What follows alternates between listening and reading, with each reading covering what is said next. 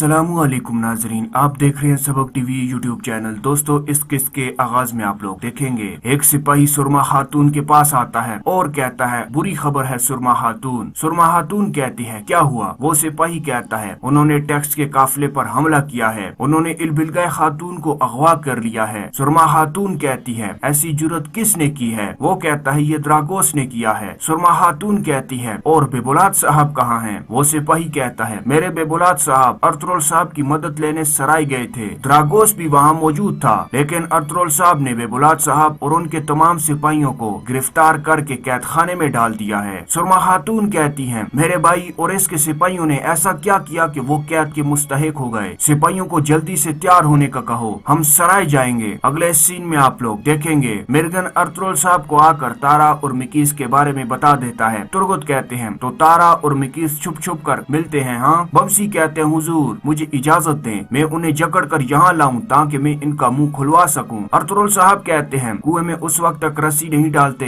जब तक उसका पैदा न देख लो बमसी। हम अच्छी तरह पता लगाएंगे कि कुएं की गहराई कितनी है, इसलिए पहले हम कुएं में एक पत्थर फेंकते हैं। हमें पहले असलियत का पता लगाना होगा। इतने में वहाँ दुमरल आते हैं और कहते हैं कबीले से खबर आई है मेरे आका, किसी ने आर्तुग साहब पर हमला किया। आर्तुग साहब के साथ इलाके में वापस आते हुए 2 सिपाही शहीद हो गए। अर्तुगरुल साहब कहते हैं और आर्तुग साहब कहाँ हैं? दुमरल कहते हैं आर्तुग साहब लापता हैं। अर्तुगरुल साहब कहते हैं इसीलिए वो इलाके में नहीं आ सके, कोई निशान या सुराग? दुमरल कहते हैं गुंदूस और सुलेमान सिपाही लेकर तलाश करने गए हैं। बमसी कहते हैं मेरे आका आर्तुग साहब को अगवा कौन कर सकता है? अर्तुगरुल साहब कहते हैं आर्तुग साहब हमारे तमाम राज जानते हैं बमसी, उन्हें उन लोगों ने अगवा किया जो हमारे राज जानना चाहते हैं। आर्तुग साहब कुछ भी नहीं बताएंगे, हत्ता कि उन पर तशद्दुद ही क्यों न किया जाए, लेकिन हमें उन्हें जल्द तलाश कर लेंगे और हम उनकी दुनिया उजाड़ देंगे जिन्होंने ये किया। इसके बाद अर्तुगरुल साहब तुर्गुत मिर्गन से कहते हैं जाओ सुलेमान के साथ तलाश में शामिल हो जाओ, हर जगह तलाश करो, अगर जरूरत पड़े तो सातों जमीन के नीचे भी तलाश करो और उन्हें तलाश किए बगैर वापस मत आना। तुर्गुत और मिर्गन वहाँ से चले जाते हैं। इसके बाद वो सब वहाँ से चले जाते हैं और अर्तुगरुल साहब को बहुत गुस्सा आ रहा होता है। और दूसरी तरफ बहादुर कहता है मेरे ख्याल से ये आग तुम्हारा मुंह खुलवा लेगी, वरना पहले तुम्हारी आंखें जिनके बारे में तुम्हारा कहना है कि उन्होंने कुछ नहीं देखा, फिर तुम्हारे कान जिनके बारे में तुम्हारा कहना है कि इन्होंने कुछ नहीं सुना, और फिर सबके बाद तुम्हारी जुबान जिससे तुमने कहा कि मैं नहीं बताऊंगा। आर्तुग साहब कहते हैं तुम्हारा क्या ख्याल है कि आंखें, कान या जुबान ही हमारे लिए सब कुछ है? हमारे दिलों का ईमान ही हमारे वजूद और हमारी रूह को कायम रखे हुए हैं। बहादुर कहता है फिक्र न करो, तुम्हारी रूह भी छीन लूंगा। इसके बाद बहादुर उस लोहे को गर्म करके आर्तुग साहब के करीब आता है और कहता है तुम जानते हो कि संदूक कहाँ है, तुम हमें बताओगे कि वो कहाँ है? और वो गर्म लोहा आर्तुग साहब की आंख पर रखता है। अगले सीन में आप लोग देखेंगे द्रागोस के पास चर्च में तारा आता है। द्रागोस कहता है तारा क्या तुम्हें सोने के बारे में पता चला? तारा कहता है मैंने मिकीस से बात की है, वो कुछ नहीं जानता, अर्तुगरुल ने ये राजदारी से किया, मिकीस जल्द पता लगाएगा और फिर हमें बताएगा।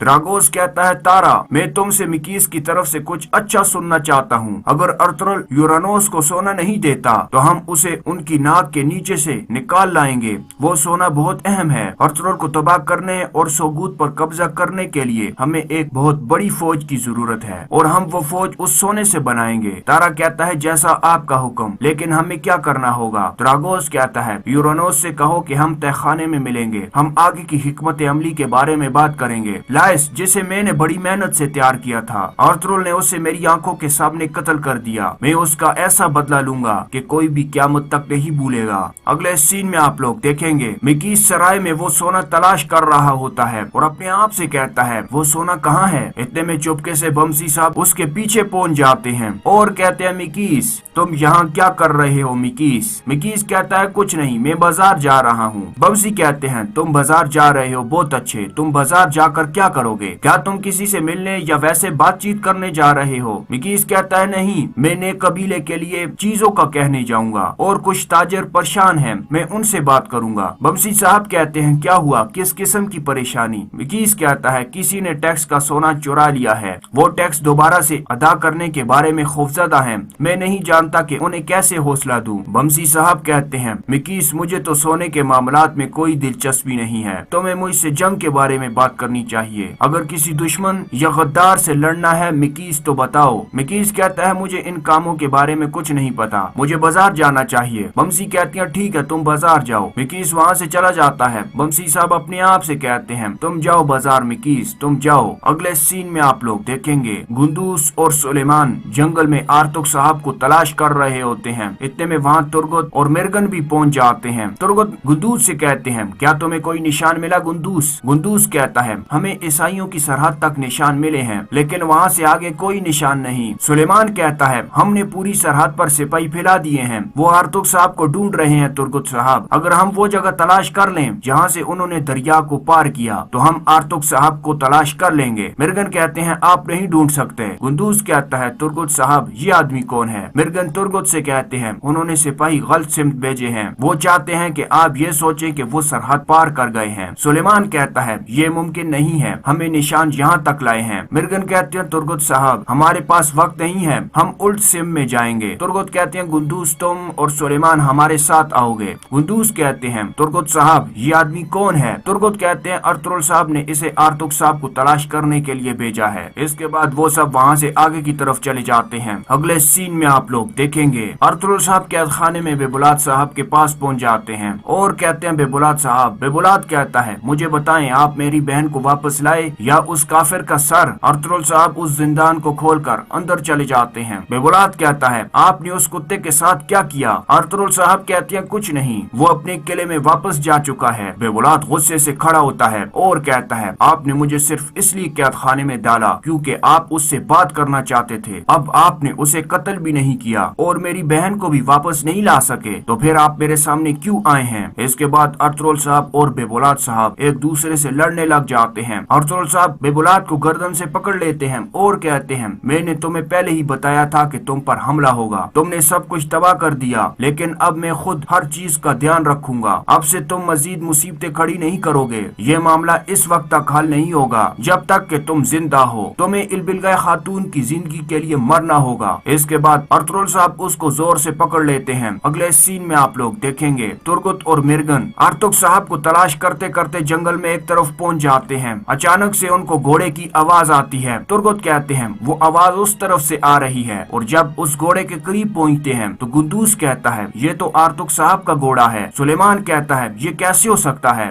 तुर्गुत कहते हैं उन्होंने इसका फायदा उठाया और अपने घोड़े को भगा दिया ताकि हमें उसके निशान मिल सके। वहाँ छोटे रास्तों के इख्तिताम पर पहाड़ी में गार है, वो वहीं होंगे, निशान हमें आर्तुक साहब तक ले जाएंगे उस तरफ। इसके बाद वो सब वहाँ से आगे की तरफ चले जाते हैं। अगले सीन में आप लोग देखेंगे सराय के कैद खाने में अर्तुगरुल साहब एक तरफ खड़े होते हैं, बेबुलाद जमीन पर पड़ा हुआ होता है और वहाँ अब्दुर्रहमान गाजी और मिकीस आते हैं। मिकीस कहता है हुजूर। अर्तुगरुल साहब कहते हैं मैंने बेबुलाद साहब को मार डाला, उसने अपने गुस्से और हमाकतों की कीमत चुकाई। तुम सोगूत के खुफिया रास्ते जानते हो मिकीस, तुम और अब्दुर्रहमान इसे सोगूत से दूर ले जाओगे, बाकी अब्दुर्रहमान संभाल लेगा। अब्दुर्रहमान कहते हैं जैसा आपका हुक्म। अर्तुगरुल साहब कहते हैं मिकीस काम खत्म करने के बाद सराय में आ जाना। मिकीस कहता है ठीक है हुजूर। इसके बाद अर्तुगरुल साहब वहाँ से चले जाते हैं और मिकीस बेबुलाद को देख रहा होता है। इसके बाद वो दोनों बेबुलाद को एक कपड़े में बंद करके उस सराय से ले जाते हैं। अगले सीन में आप लोग देखेंगे कोनिया में वो मंगोल अमीर बादीन से कहता है उस बागी गुंदुगदू की बीवी सलजान और इसका बेटा सुलेमान पनाह लेने के लिए अर्तुगरुल के पास गए हैं। अर्तुगरुल जिसने बागियों को पनाह दी है, क्या वो हलाकू खान के गुस्से को नहीं जानता? हमारे सिपाही जो सदर अल-दीन कनावी को कत्ल करने गए थे, उन पर सराय में किसी ने हमला किया, क्या इन सब के पीछे अर्तुगरुल ही है? अमीर बादीन कहता है अर्तुगरुल वो घास फूस की तरह हर जगह है जो कि हम नहीं चाहते। मंगोल कहता है तुमने क्या किया अभी तक अमीर बादीन? तुम संदूक को ढूंढ कर वापस नहीं ला सके, तुम एक छोटे से सरदार को भी काबू नहीं कर सकते। कई कबीले ने हमें बहुत परेशान कर लिया, उनकी गुंडागर्दी अब बहुत हुई, मुझे उनके सर चाहिए, उन सब के। अमीर बादीन कहता है बिल्कुल बिल्कुल, उनके सर कलम करना बहुत आसान है। वो मंगोल कहता है मैं उनकी लाशें देखना चाहता हूँ। अमीर बादीन कहता है यकीनन, लेकिन अगर हमने अर्तुगरुल का सर कलम किया तो वो हमें ये नहीं बता सकेगा कि संदूक कहाँ है। अगर संदूक अर्तुगरुल के पास है तो हमें संदूक हासिल करने के लिए वो जिंदा चाहिए। वो मंगोल कहता है बातें बंद करो और अपना काम शुरू करो, जल्द से जल्द उस संदूक को तलाश करो और यहाँ लाओ, वरना मैं तुम्हारे सर को संदूक में रख कर हलाकू खान को भेज दूंगा। अमीर बादीन कहता है ठीक है, मैंने अपने बेहतरीन आदमी भेजे हैं, वो किसी भी लम्हे संदूक का पता लगा लेंगे। वो मंगोल वहाँ पर जाकर बैठ जाता है और कहता है अगर तुम ऐसा नहीं कर सके तो मैं अपने खून के प्यासे सिपाहियों के साथ सोगूद जाऊंगा और सब कुछ तबाह कर दूंगा, मैं उनके सर कलम कर दूंगा। अगले सीन में आप लोग देखेंगे उस गार में अमीर बादीन का सिपाही 72 आर्तुक साहब से कहता है अब देखने के लिए तुम्हारी एक आंख बची है, तुम्हारी किस्मत का अंधेरा उजाला अब मेरे हाथों में है, या तो तुम हमेशा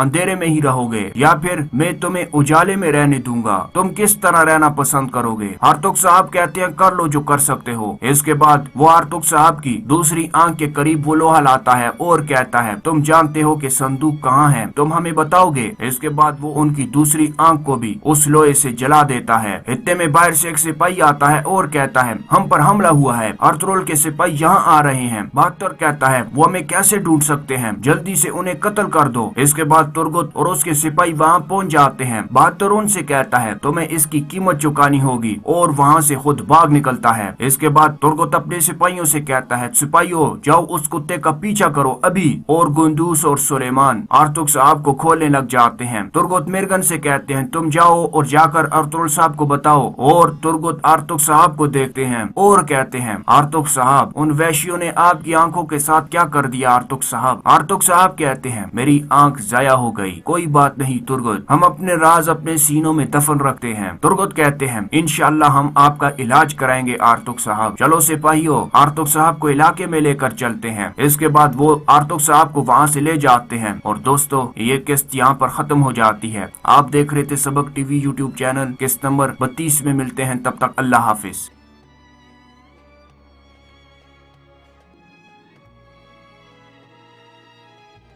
बिस्मिल्लाहिर्रहमानिर्रहीम, अस्सलामु अलैकुम। चलते चलते मैंने इर्द गिर्द देखा तो ताहद नजर एक हमवार मैदान नजर आया। माहौल कुछ ऐसा हो रहा था जैसा फजर की नमाज के बाद और सूरज निकलने से कबल का होता है, यानी हल्का हल्का उजाला हर तरफ फैला हुआ था।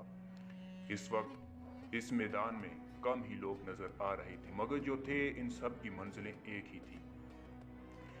मेरे दिल में सवाल पैदा हुआ कि मैं इनमें से कोई नबी या रसूल भी हो।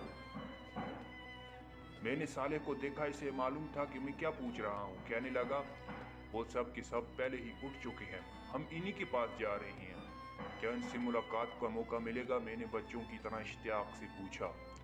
वो चलते चलते रुका और धीरे से बोला अब नहीं, अब इन्हीं के पास, अब इन्हीं के साथ जिंदगी गुजरेगी। अब्दुल्ला तुम अभी तक नहीं समझ पाए कि क्या हो रहा है। आजमाइश खत्म हो चुकी है, धोखा खत्म हो गया है, अब जिंदगी शुरू हो रही है जिसमें अच्छे लोग अच्छे लोगों के साथ रहेंगे और बुरे लोग हमेशा बुरे लोगों के साथ रहेंगे। असल में बात यह थी कि मैं अभी तक शाक में था और उससे नहीं निकल सका। दरअसल अभी तक नई दुनिया का तारुफ आलम बरज़ख में हुआ था। वो एक नौइयत की रूहानी दुनिया थी, मगर यहाँ हशर में तो सब कुछ मादी दुनिया जैसा था। मेरे हाथ पांव, एहसास, ज़मीन, आसमान, हर चीज़ वही थी जिसका मैं पिछली दुनिया में आदी था। वहाँ मेरा घर था, घर वाले थे, मेरे मोहल्ले, मेरे इलाके, मेरे कौम। ये सब सोचते सोचते मेरे जहन में एक धमाका हुआ। मैंने रुक कर साले को दोनों हाथों से पकड़ लिया। मेरे घर वाले कहाँ हैं, मेरे रिश्तेदार, अहबाब सब कहाँ हैं, इनके साथ क्या होगा, वो नज़र क्यों नहीं आ रहे। साले ने मुझसे नजरें चुरा कर कहा जिन सवालों का जवाब मुझे नहीं मालूम वो मुझसे मत पूछो। आज हर शख्स तन्हा है, कोई किसी का काम नहीं आ सकता। अगर इनके ईमाल अच्छे हैं तो यकीन रखो वो तुमसे आ मिलेंगे, इनके साथ कोई ज्यादती नहीं होगी, और अगर ऐसा ना हुआ तो साले जुमला नामुकम्मल छोड़कर खामोश हो गया। इसकी बात सुनकर मेरा चेहरा भी बुझ गया। इसने मेरे कंधे पर हाथ रखकर मेरा हौसला बढ़ाया और कहा अल्लाह पर भरोसा रखो, तुम खुदा के लश्कर में लड़ने वाले एक सिपाही थे, इसलिए पहले उठ गए हो, बाकी लोग अभी उठ रहे हैं। इंशाअल्लाह वो लोग भी खैर के साथ तुमसे मिल जाएंगे, अभी तो तुम आगे चलो।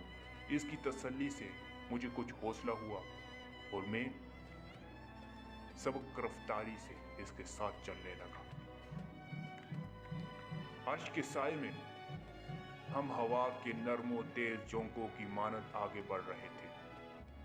اس چلنے میں کوئی مشقت نہ تھی بلکہ لطف آ رہا تھا۔ نہ جانے ہم نے کتنا فاصلہ طے کیا تھا کہ صالح کہنے لگا، عرش الہی کے سائے میں مامون علاقہ شروع ہونے والا ہے۔ وہ دیکھو، آگے فرشتوں کا ایک ہجوم نظر آ رہا ہے۔ ان کے پیچھے ایک بلند دروازہ ہے، یہی اندر داخلے کا دروازہ ہے۔ میں نے صالح کے کہنے پر سامنے غور سے دیکھا تو واقعی فرشتے اور اس کے پیچھے ایک دروازہ نظر آیا، مگر یہ عجیب دروازہ تھا جو کسی دیوار کے بغیر قائم تھا، یا شاید دیوار غیر مری ہوئی تھی، کیونکہ دروازے کے ساتھ پیچھے کی سمت کچھ نظر نہیں آ رہا تھا، گویا ایک نظر نہ آنے والا پردہ تھا جس نے دروازے کے پیچھے کے ہر منظر کو ڈھانپ رکھا تھا۔ تاہم اس کی بات سنتے ہی میرے قدم تیز ہو گئے اور فاصلہ تیزی سے کٹنے لگا۔ دروازہ ابھی دور ہی تھا مگر فرشتے واضح طور پر نظر آنے لگے۔ یہ انتہائی سخت گیر اور بلند قامت فرشتے تھے جن کے ہاتھ میں آگ کے کوڑے دیکھ کر میں گھبرا گیا۔ میں نے صالح کا ہاتھ مضبوطی سے پکڑ کر اسے روکتے ہوئے کہا، تم غالباً غلط سمت جا رہے ہو، یہ تو عذاب کے فرشتے لگتے ہیں، چلتے رہو۔ اس نے رکے بغیر جواب دیا۔ ناچار مجھے اس کے پیچھے ہی جانا پڑا، تاہم میں نے اتنا اہتمام کر لیا کہ اس سے 2 قدم پیچھے رہ کر چلنے لگا، تاکہ اگر پلٹ کر بھاگنے کی نوبت آئے تو میں اس سے آگے ہی ہوں۔ صالح کو میرے احساسات کا اندازہ ہو چکا تھا۔ اس نے وضاحت کرنا ضروری سمجھی، یہ بے شک عذاب ہی کے فرشتے ہیں۔ میں نے اس کی بات درمیان سے اچاک کر کہا، اور یہاں اس لیے کھڑے ہیں کہ آگے جانے سے قبل میری پٹائی کر کے میرے گناہ جھاڑ دیں۔ وہ میری بات سن کر بے اختیار ہنسنے لگا اور بولا، دیکھو، اگر پٹائی ہونی ہے تو تمہارا بھاگنا مفید ثابت نہیں ہوگا۔ کوئی شخص ان فرشتوں کی رفتار اور طاقت کا مقابلہ نہیں کر سکتا۔ ویسے تمہاری اطلاعات کے لیے عرض ہے، یہ تمہارے لیے یہاں نہیں کھڑے بلکہ یہ اس لیے کھڑے ہیں کہ خدا کا کوئی مجرم اگر اس سمت آنے کی کوشش کرے تو اسے اتنا ماریں کہ وہ دوبارہ اس طرف آنے کی ہمت نہ کرے۔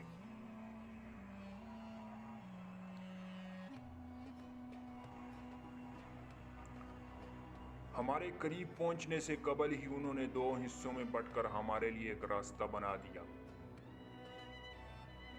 انہوں نے یہ اہتمام بھی کر دیا کہ کوڑوں کو اپنے پیچھے چھپا لیا۔ میرا خیال تھا کہ وہ ہمیں دیکھ کر مسکرائیں گے اور اظہار مسرت کریں گے، مگر کوششوں کے باوجود میں ان کے چہروں پر کوئی مسکراہٹ تلاش نہ کر سکا۔ صالح کہنے لگا، ان کی موجودگی کا ایک مقصد تمہیں اللہ کی اس نعمت کا احساس دلانا ہے کہ کس قسم کے فرشتوں سے تمہیں بچا لیا گیا ہے۔ بے اختیار میری زبان سے کلمہ شکر و حمد ادا ہو گیا۔ ان کے بیچ سے گزر کر ہم دروازے کے قریب پہنچے تو وہ خود بخود کھل گیا۔ اس کے کھلتے ہی میری نظروں کے سامنے ایک پرفضا مقام آ گیا۔ یہاں سے وہ علاقہ شروع ہو رہا تھا جہاں عرش الہی کی رحمتیں سایہ فگن تھیں۔ روح تک اتر جانے والی ٹھنڈی ہوائیں اور محصور کن خوشبو مجھے چھونے لگی تھی۔ ہم دروازے سے اندر داخل ہوئے تو دیکھا کہ دور تک فرشتے قطار در قطار کھڑے تھے۔ ان کے چہرے بے حد دلکش تھے اور ان سے کہیں زیادہ خوبصورت مسکراہٹ ان کے چہروں پر موجود تھی۔ یہ ہاتھ باندھے مؤدب انداز میں کھڑے تھے۔ ہم جیسے ہی ان کے بیچ سے گزرے، دعا، سلام اور خوش آمدید کے الفاظ سے ہمارا خیر مقدم شروع ہو گیا۔ ان کے رویے اور الفاظ کی تاثیر میری روح کی گہرائیوں میں اتر رہی تھی اور ان کے وجود سے اٹھنے والی خوشبوئیں میرے احساسات کو سرشار کر رہی تھیں۔ یہاں داخل ہوتے ہی مجھے یہ محسوس ہوا کہ میرے اندر کوئی غیر معمولی تبدیلی آئی ہے، لیکن اس وقت میری ساری توجہ فرشتوں اور یہاں کے دلکش ماحول کی طرف تھی، اس لیے میں زیادہ توجہ نہیں دے سکا کہ میرے ساتھ کیا ہوا ہے۔ میں اس کیفیت کو بس یہاں کے ماحول کا ایک اثر سمجھا۔ چلتے چلتے مجھے کچھ خیال آیا تو میں نے صالح کے کان میں खरगोशी ने सरगोशी की।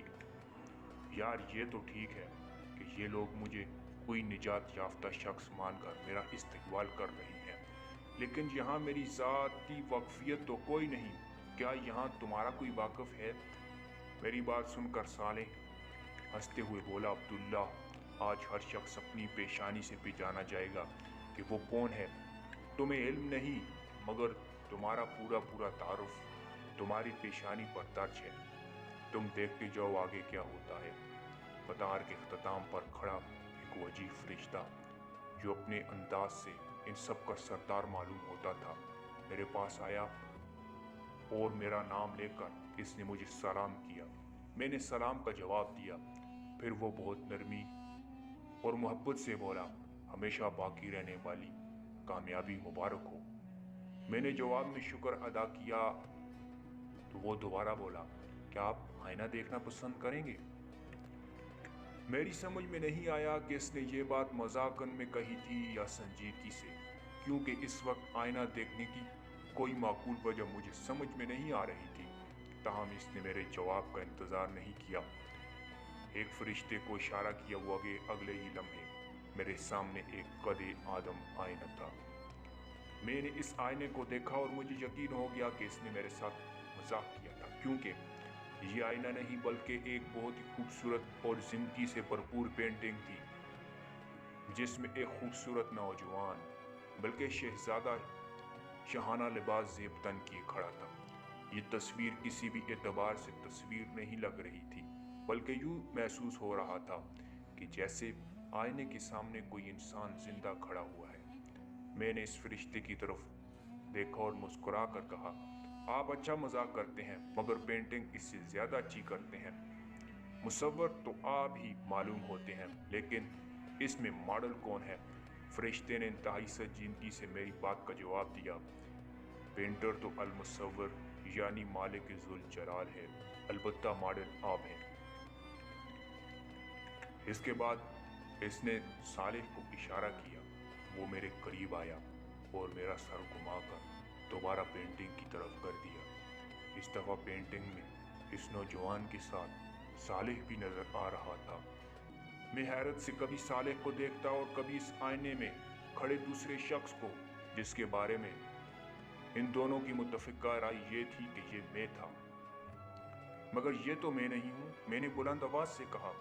जवाब में सालेह ने ये मिसरा पढ़ा, ऐ जान जहां ये कोई तुम सा है कि तुम हो, लेकिन ये कैसे मुमकिन है? मैं तो एक बूढ़ा शख्स था और जवानी में भी कम अज कम ऐसा तो नहीं था। इस दफा मेरी बात का जवाब फरिश्ते ने दिया। आप नामुमकिनात की दुनिया से मुमकिनात की दुनिया में आ गए हैं। आप इंसानों की दुनिया से खुदा की दुनिया में आ गए हैं। आज हर शख्स वैसा नहीं दिखाई देगा जैसा वो दुनिया में दूसरे इंसानों को नजर आता था, बल्कि आज हर शख्स वैसा नजर आएगा जैसा वो अपने मालिक को नजर आता था। और मालिक की नज़र में इंसानों की सूरत गिरी इनकी गोश्त पोस्ट पर नहीं, बल्कि इनके ईमान और इखलाक और इमाल की बुनियाद पर होती थी।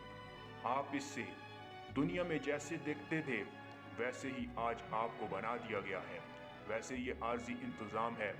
आपकी फैसला कुन शख्सियत इस वक्त सामने आएगी जब जन्नत में आपके दर्जात का फैसला हतमी तौर पर होगा। सरदस्त तो आप आगे जाएं, बहुत से दूसरे लोग आपका इंतजार कर रहे हैं। हम आगे की सिमत बढ़ रहे थे। मुझे अंदाजा हो चुका था कि अंदर दाखिल होते ही मुझे जिस तब्दीली का एहसास हुआ था वो क्या थी। मेरी चाल में बहुत एतमाद था।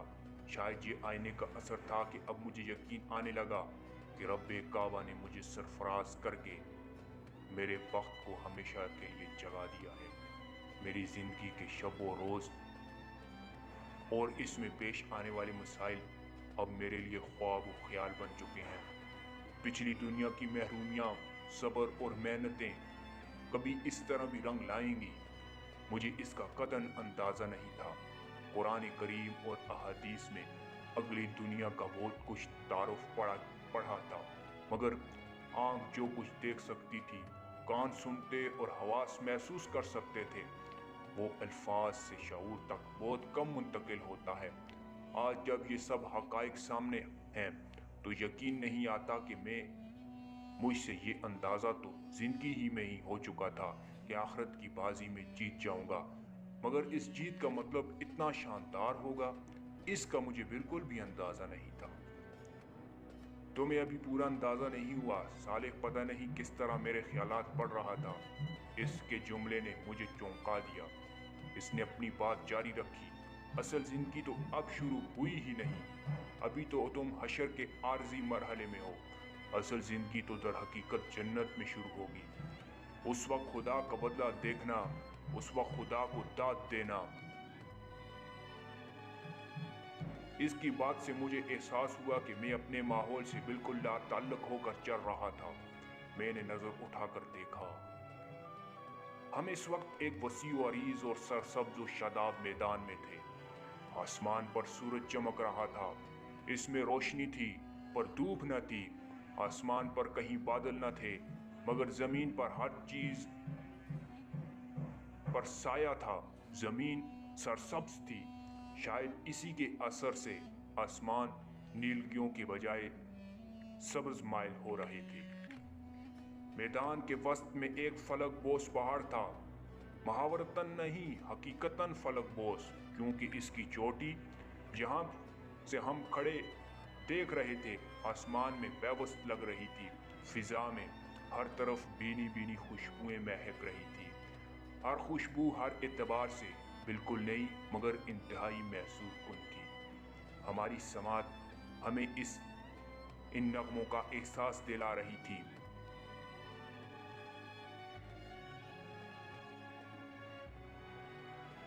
جو کانوں میں رس گھولنے والی موسیقی کے ساتھ 400 بکھرے ہوئے تھے۔ مجھے یہ لگ رہا تھا کہ یہ خوشبو اور یہ موسیقی میری ناک اور کان کے راستے سے نہیں بلکہ براہ راست میرے اعصاب تک پہنچ رہی ہے۔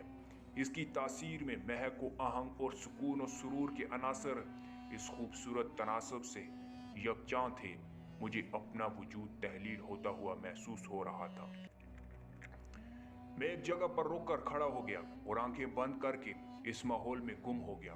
چلتے چلتے میں نے ارد گرد دیکھا تو تا حد نظر ایک ہموار میدان نظر آیا۔ ماحول کچھ ایسا ہو رہا تھا جیسا فجر کی نماز کے بعد اور سورج نکلنے سے قبل کا ہوتا ہے، یعنی ہلکا ہلکا اجالا ہر طرف پھیلا ہوا تھا۔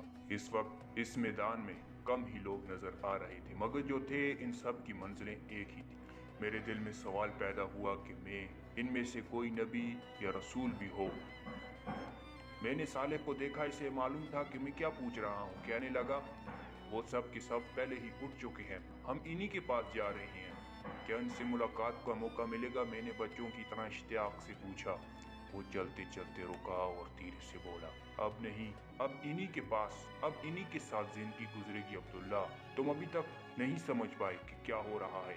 آزمائش ختم ہو چکی ہے، دھوکہ ختم ہو گیا ہے، اب زندگی شروع ہو رہی ہے جس میں اچھے لوگوں کے ساتھ رہیں گے اور برے لوگ ہمیشہ برے لوگوں کے ساتھ رہیں گے۔ اصل میں بات یہ تھی کہ میں ابھی تک شاک میں تھا اور اس سے نہیں نکل سکا۔ دراصل ابھی تک نئی دنیا کا تعارف عالم برزخ میں ہوا تھا، وہ ایک نوعیت کی روحانی دنیا تھی، مگر یہاں حشر میں تو سب کچھ مادی دنیا جیسا تھا۔ میرے ہاتھ پاؤں، احساسات، زمین، آسمان، ہر چیز وہی تھی جس کا میں پچھلی دنیا میں عادی تھا۔ وہاں میرا گھر تھا، گھر والے تھے، میرے محلے، میرے علاقے، میرے قوم۔ یہ سب سوچتے سوچتے میرے ذہن میں ایک دھماکہ ہوا۔ میں نے رک کر صالح کو دونوں ہاتھوں سے پکڑ لیا۔ میرے گھر والے کہاں ہیں؟ میرے رشتہ دار، احباب سب کہاں ہیں؟ ان کے ساتھ کیا ہوگا؟ وہ نظر کیوں نہیں آ رہے؟ صالح نے مجھ سے نظریں چڑھا کر کہا، جن سوالوں کا جواب مجھے نہیں معلوم وہ مجھ سے مت پوچھو۔ آج ہر شخص تنہا ہے، کوئی کسی کا کام نہیں آ سکتا۔ اگر ان کے اعمال اچھے ہیں تو یقین رکھو وہ تم سے آ ملیں گے، ان کے ساتھ کوئی زیادتی نہیں ہوگی، اور اگر ایسا نہ ہوا تو صالح جملہ نامکمل چھوڑ کر خاموش ہو گیا۔ اس کی بات سن کر میرا چہرہ بھی بجھ گیا۔ اس نے میرے کندھے پر ہاتھ رکھ کر میرا حوصلہ بڑھایا اور کہا، अल्लाह पर भरोसा रखो, तुम खुदा के लश्कर में लड़ने वाले एक सिपाही थे, इसलिए पहले उठ गए हो, बाकी लोग अभी उठ रहे हैं। इंशाअल्लाह वो लोग भी खैर के साथ तुमसे मिल जाएंगे, अभी तो तुम आगे चलो। इसकी तसल्ली से मुझे कुछ हौसला हुआ और मैं सबक रफ्तारी से इसके साथ चलने लगा।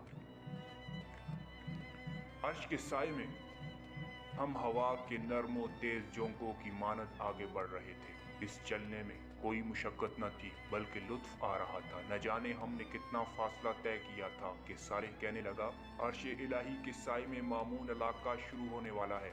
वो देखो, आगे फरिश्तों का एक हुजूम नजर आ रहा है। इनके पीछे एक बुलंद दरवाजा है, यही अंदर दाखिले का दरवाजा है।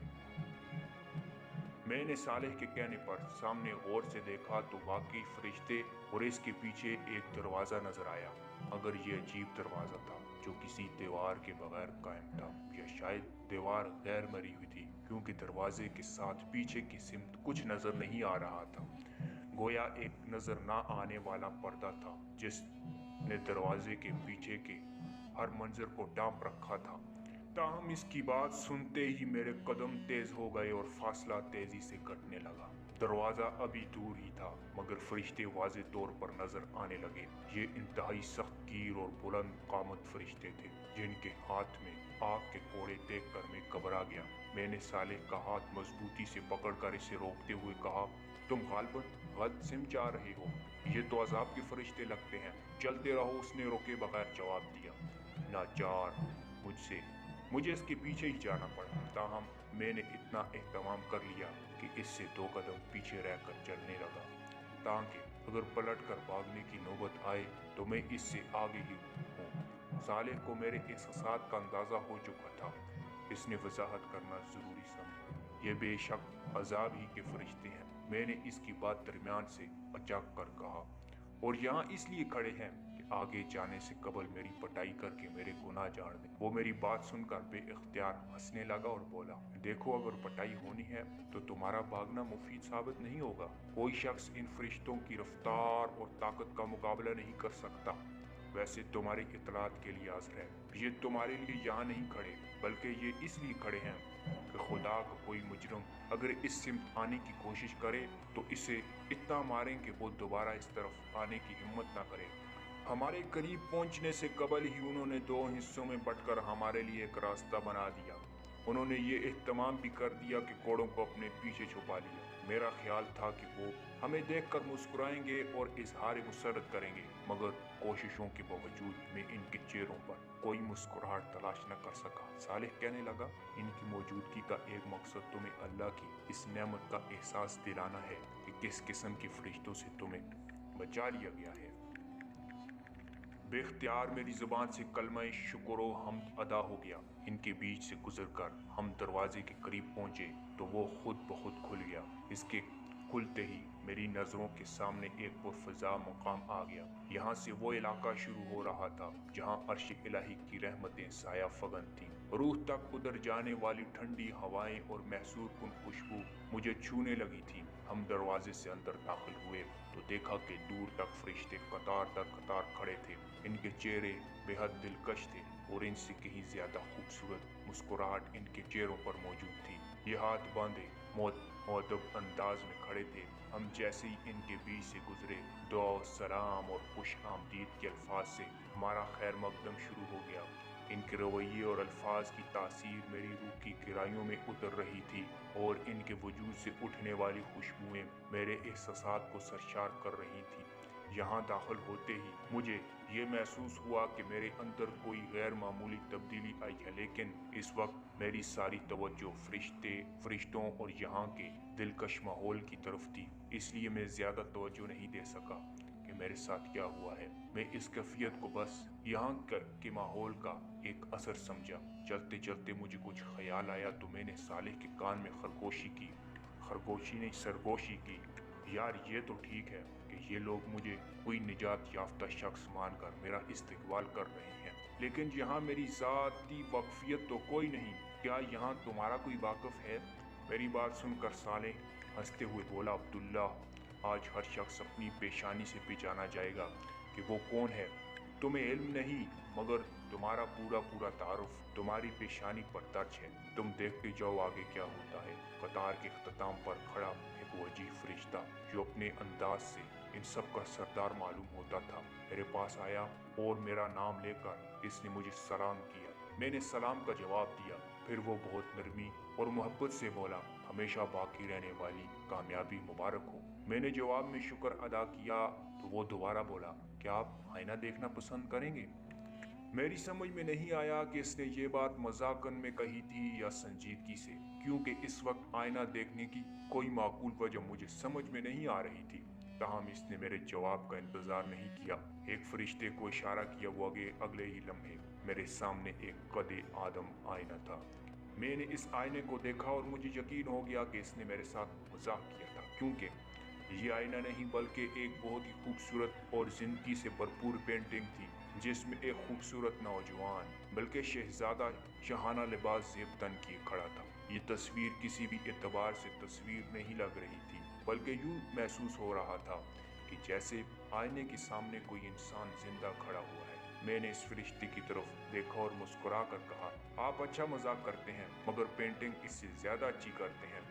मुसव्वर तो आप ही मालूम होते हैं, लेकिन इसमें मॉडल कौन है? फरिश्ते ने इंतहाई संजीदगी से मेरी बात का जवाब दिया, पेंटर तो अल मुसव्वर यानी मालिक जुल जलाल है, अलबत्ता मॉडल आप हैं। इसके बाद इसने सालेह को इशारा किया। वो मेरे करीब आया और मेरा सर घुमाकर दोबारा पेंटिंग की तरफ कर दिया। इस दफा पेंटिंग में इस नौजवान के साथ सालेह भी नजर आ रहा था। मैं हैरत से कभी सालेह को देखता और कभी इस आईने में खड़े दूसरे शख्स को, जिसके बारे में इन दोनों की मुतफिका राय ये थी कि ये मैं था, मगर ये तो मैं नहीं हूँ। मैंने बुलंद आवाज से कहा। जवाब में सालेह ने ये मिसरा पढ़ा, ऐ जहाँ जहाँ ये कोई तुम सा है कि तुम हो, लेकिन ये कैसे मुमकिन है? मैं तो एक बूढ़ा शख्स था और जवानी में भी कम अज कम ऐसा तो नहीं था। इस दफा मेरी बात का जवाब फरिश्ते ने दिया, आप नामुमकिनात की दुनिया से मुमकिनात की दुनिया में आ गए हैं। आप इंसानों की दुनिया से खुदा की दुनिया में आ गए हैं। आज हर शख्स वैसा नहीं दिखाई देगा जैसा वो दुनिया में दूसरे इंसानों को नजर आता था, बल्कि आज हर शख्स वैसा नजर आएगा जैसा वो अपने मालिक को नजर आता था। और मालिक की नजर में इंसानों की सूरत गिरी इनकी गोश्त पोस्ट पर नहीं, बल्कि इनके ईमान और इखलाक और इमाल की बुनियाद पर होती थी। आप इससे दुनिया में जैसे दिखते थे वैसे ही आज आपको बना दिया गया है। वैसे ये आर्जी इंतजाम है। आपकी फैसला कुन शख्सियत इस वक्त सामने आएगी जब जन्नत में आपके दर्जात का फैसला हतमी तौर पर होगा। सरदस्त तो आप आगे जाएं, बहुत से दूसरे लोग आपका इंतजार कर रहे हैं। हम आगे की सिमत बढ़ रहे थे। मुझे अंदाजा हो चुका था कि अंदर दाखिल होते ही मुझे जिस तब्दीली का एहसास हुआ था वो क्या थी। मेरी चाल में बहुत एतमाद था।